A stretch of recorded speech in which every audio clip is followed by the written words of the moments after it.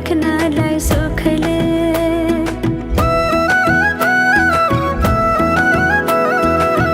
कति गरौँ तिम्रोमा बयान, गर्दै अब बेलैमा कल्याण।